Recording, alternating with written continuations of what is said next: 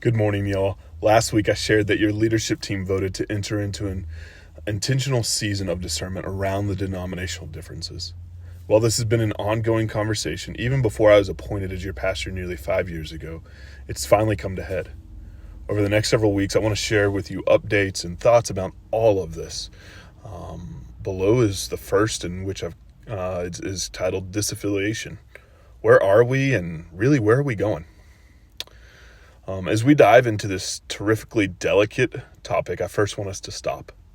Stop to take a deep breath and know that God is already doing something beautiful. And in fact, I told Danielle just the other day that I haven't been excited about ministry. I haven't been this excited about ministry in a long time. But also, just to lower any anxiety that might be brewing, know that no decisions have been made yet at all.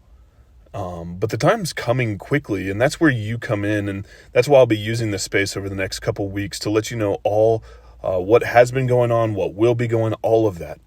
But your leadership team thought it was necessary to engage this conversation church-wide, rather than to say that they've discussed it and made this weighty decision on their own, this decision being to even engage the conversation.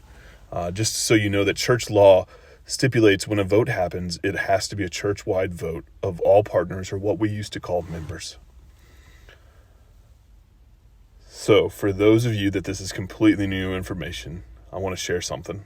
For years, there have been ongoing conversations about the health and structure and the future of the United Methodist Church. In fact, for at least a decade or so, there have been grumblings and rumblings of a separation and division. The word that's officially used is disaffiliation. And for as much as I've and this church has been watching the storm grow on the horizon, the speed in which it has arrived kind of surprised us, but it didn't catch us flat-footed. To share a little bit, at the heart of this disagreement, as I see it, is conflicting views and beliefs about the very purpose and nature of the mission of the church. Admittedly, the issue that first broke the surface of our quiet denomination stalemate was that of human sexuality. But that's what therapists call kind of the presenting issue. Means it's simply the tip of a much larger iceberg underneath. As we presented in our family meetings and other meetings, and contrary to what you've probably read online or heard from somewhere else, the discussions we're having and will continue to have surround our understanding about what it means to be church. What's the point? What's our why in everything we do? And I personally believe it's as practical and as missional as it is theological and ecclesiological. For good news, the answer to the question, what is our why, has always been to save souls with the gospel of Jesus Christ. That is, to make disciples of Jesus, who make disciples of Jesus, who make disciples of Jesus, inviting folks to take their next step or their very first step in a relationship with Him. That's the purpose of every worship service, every Bible study, mission trip, or any special event we do. Frankly, there are others in our denominational family who disagree, and so that's why we're here. And if you were to ask, okay, but where is here? I would offer that here's a crossroads.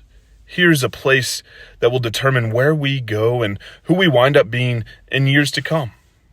And just like any crossroad, it requires a choice. You see, we're nearing a place that will demand a decision from us. We'll wade more deeply into our options in the coming weeks. For now, know and really be praying over the three directions that Good News can take. The first being, we can stay a local church within the United Methodist Church. The second, we can disaffiliate and join another Methodist denomination, such as the Global Methodist Church or the Methodist Collegiate Church. Or third, we could disaffiliate and become an independent church. Like I said, we'll dive deeper into each of these choices and opportunities in weeks to come, and we'll speak a little bit about what that process will look like. But right now, our church is in a formal season of discernment. This is the only decision that has been made thus far. Though some of you may have heard or thought that our leadership team already voted to disaffiliate, that's not the case. Our church leaders only have opened the door to dialogue with the conference about what our disaffiliation process might look like. Two, though, more importantly, they've called on the entire membership to be in prayer about what is God calling us to be in such a time as these, as it says in Esther, right? This is our time when we invite our entire church to stay informed and to read and research, to attend meetings, but More importantly, though, is it's a time for us to actively pursue God's wisdom and leading to discover his heart and his plans for our amazing church called Good News. As I've said throughout these ongoing conversations, we know that this isn't our church, it's God's, and we do everything possible to ensure that we're following his will for our church and for our future. So if you've never fasted, let me encourage you to do so during this season. If you've never engaged in active holy silence, let me encourage you to do that.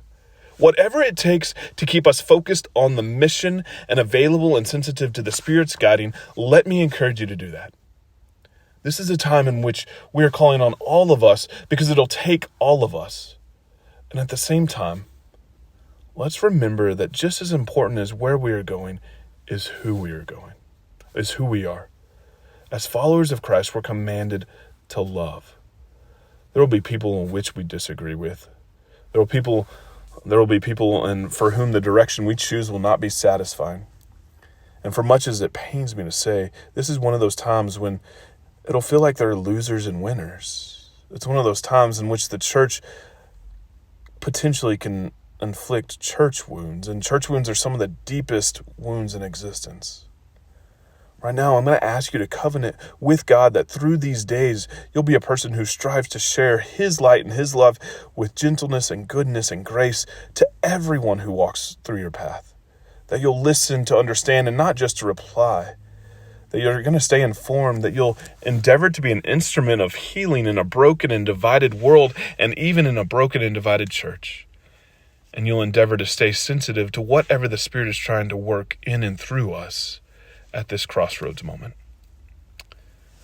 I'm going to invite everyone to join us for informational meetings on Wednesday, January 11th at 6 p.m. or on Sunday, January 2nd, following worship. Both will do in the Wesley Center here at church. And I also want to encourage you, if you have any questions, to reach out. I want to share, maybe it's one-on-one or with your group, whoever it might be. I want to faithfully walk with you through this process. My hope and prayer is that we would continue to be a church for Jesus Christ that makes a kingdom impact, an eternal impact here in Cedar Park and Leander and the greater world. So thank you for joining me in this journey. This is going to be a difficult season, I know, but in all of it, God is sovereign.